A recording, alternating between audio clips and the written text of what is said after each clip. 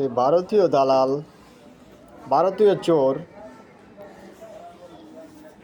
শান্তি বাহিনীর সদস্য যে ডাকাত ছিল, মুরগি যোদ্ধার নামে ওরা ছিল সন্ত্রাসী।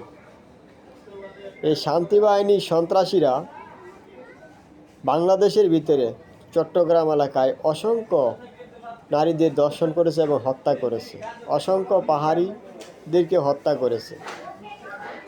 এই শান্তি বাহিনীর সদস্যের নামে অসংখ্য ভারতীয় ডাকাত তারা ঢুকেছে। মুক্তিযুদ্ধের নামে অসংখ্য ডাকাত তারা মানুষের বাড়িঘর থেকে অসংখ্য অর্থ সম্পদ, গরু ছাগল ডাকাতি করে নিয়ে গেছে। এই শান্তি বাহিনীর নামে যে শান্তি সদস্য ছিল, তারা সবগুলা ছিল ডাকাতদের সদস্য।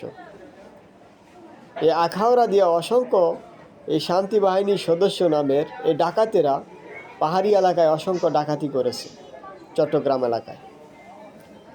সেই শান্তি বাহিনীর সদস্য, এই ডাকাত দলের সদস্য ছিল সেই ফজু। এই ফজু ডাকাত বলে নাকি মুক্তিযুদ্ধ, আসলে তো হয়েছিল মুরগি যুদ্ধ। হয়েছিল মুরগি যুদ্ধ। ভারতীয় চোর, আওয়ামী লীগের চোর, ভারতের 5-8টা গোলাম রয়ের সদস্য, ওই বাংলাদেশের শত্রু, জাতির শত্রু, বিশ্বাসঘাতক, বেঈমান। ওর মতো নষ্ট মাথার ভারতীয় ডাকাতদের দ্বারা দেশ কখনোই শান্তি ও স্থিতিশীলতায় যেতে পারে না। কারণ ওদের মতো সন্ত্রাসীরাই মুক্তিযুদ্ধের বয়ানের নামে তারা আড়ালে করেছে ডাকাতি। সামনের দিচ্ছে মুক্তিযোদ্ধার বয়ান, সাইনবোর্ড লাগাচ্ছে, পিছনের দিকে নারী ধর্ষণ, ডাকাতি, লুটপাট, সব কিছু অন্যায় অপকর্মের সাথে তারা জড়িত।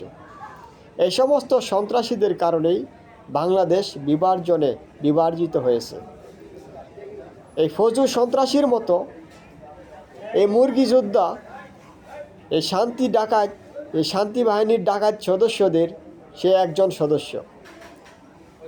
এই ফজু পাগলা এই কিশোরগঞ্জ এলাকায় আজকের থেকে 20 বছর 30 বছর আগের খোঁজলন, সে 1 নম্বরে ডাকাতদের সদস্য ছিল।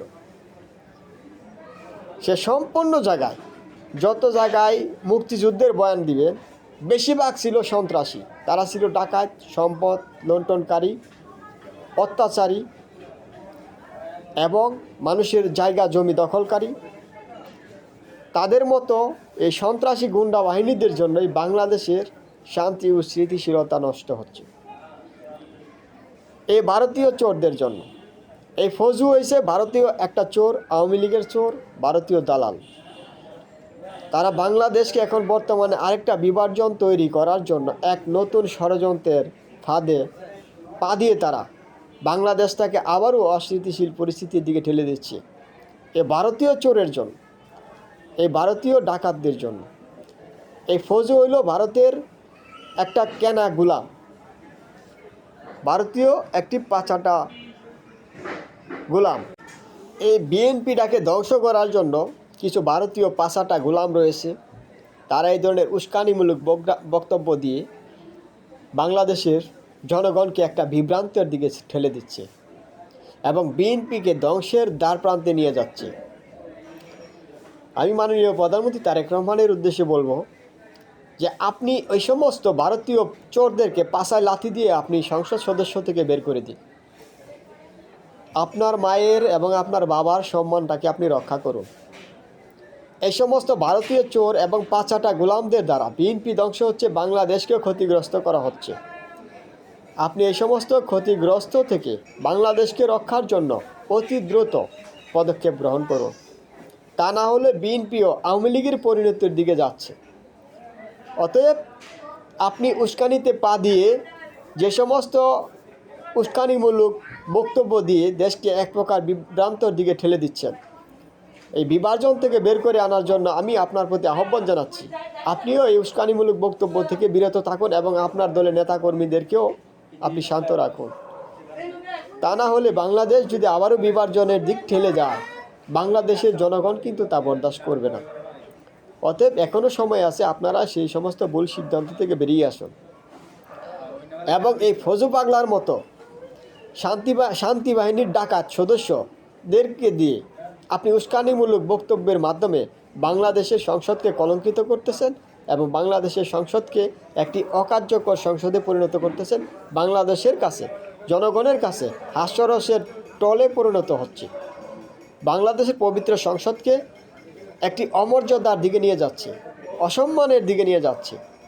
অতএব এখনও সময় আছে এই সমস্ত এই পাগল ছাগলদেরকে বহিষ্কার করে বাংলাদেশকে একটি কার্যকর সংসদকে একটি কার্যকর ভূমিকায় উত্তীর্ণ করার জন্য আমি আপনাদের প্রতি আহ্বান জানাচ্ছি। এবং এই সমস্ত ভারতীয় দালাল, ভারতীয় পাচাটা গোলামদের মুক্তিযোদ্ধা পরিবারকে নিয়ে অসম্মান করে কথা বলার জন্য আমরা তার তীব্র নিন্দা ও প্রতিবাদ জানাচ্ছি। জামায়াতের আমির উনি একজন মুক্তিযোদ্ধা পরিবারের সদস্য, ওনাকেও অসম্মান করে হেয় করে কটূক্তিমূলক কথা বলেছে, তার জন্য আমরা তীব্র নিন্দা জানাই। অতএব ওই সমস্ত পাগল ছাগলদের দ্বারা সংসদকে আর কলঙ্কিত করবেন না।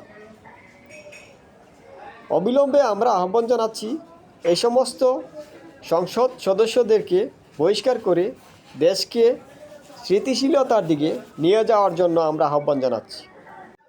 এবং বিএনপির অনেক ভাইদের উদ্দেশ্যে আমরা আহ্বান জানাচ্ছি, আপনারাও উস্কানিতে পা দিয়ে নিজেদের মধ্যে বিভাজন তৈরি করবেন না, দেশকে অস্থিতিশীল পরিস্থিতির দিকে নেবেন না এবং রাষ্ট্রীয় সম্পদকে আত্মসাৎ করার চিন্তা ভাবনা থেকে বেরিয়ে আসুন এবং নিজেরা কর্মসংস্থানের দিক এগিয়ে যান। রাষ্ট্রীয় সম্পদ আত্মসাৎ করে কোনো মানুষ আজও পর্যন্ত পার পায়নি, আপনারাও পাবেন না। আপনি যদি মনে করেন যে রাষ্ট্রীয় সম্পদ আত্মসাৎ করে আপনি ক্ষমা পাবেন, তওবা করে, কখনোই সম্ভব নয়। অতএব রাষ্ট্রীয় সম্পদ হলো জনগণের সম্পদ, আর রাষ্ট্রীয় সম্পদের আমানতের দায়িত্ব যদি পালন করতে আপনারা ব্যর্থ হন এবং তার দায়ভার কিন্তু আপনাদেরকে নিতে হবে। জনগণ কিন্তু কখনোই ক্ষমা করবে না। দুনিয়াতে অপমানিত অপদস্থ হবেন, পরকালেও কঠিন শাস্তির সম্মুখীন হতে হবে। জেনে বুঝে ইচ্ছাকৃতভাবে যদি কোনো মানুষ গুনাহের কাজ করে, তার তওবা কবুল হবে না এবং তার ঠিকানা হবে জাহান্নাম। তার গ্যারান্টি কিন্তু রাসূল সাল্লাল্লাহু আলাইহি ওয়াসাল্লাম নিজে দিয়েছেন, আধুনিক মুসলিম শরীফের 4933 নম্বর হাদিস। অতএব আপনারা এই বিষয়টা পড়ে নেবেন। এখনও সময় আছে, আপনারা ভুল পথ থেকে বেরিয়ে আসুন।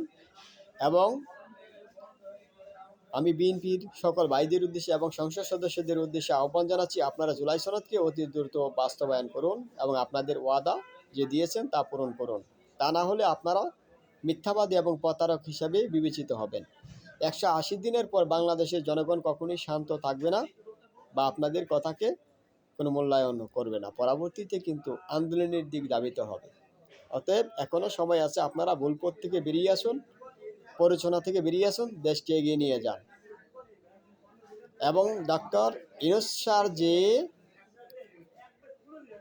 চীনের সাথে যে একটা চুক্তি হয়েছে, জেটেন্সি বিমান, এটাকে আপনারা অতি দ্রুত ক্রয় করুন এবং তাকে বাস্তবায়ন করুন। সেই চুক্তিগুলোকে বাস্তবায়ন করুন এবং দেশের নিরাপত্তায়, জনগণের নিরাপত্তায় অবশ্যই তার বিকল্প কিছু নেই। দেশপ্রেমিক নাগরিক হিসাবে অবশ্যই আমাদের সেই বিষয়টাকে গুরুত্ব দেওয়া অতীব জরুরি।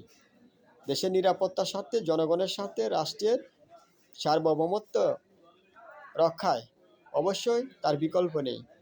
অবশ্যই আমাদেরকে সেই সামরিক যুদ্ধ বিমান কিনা অতীব জরুরি।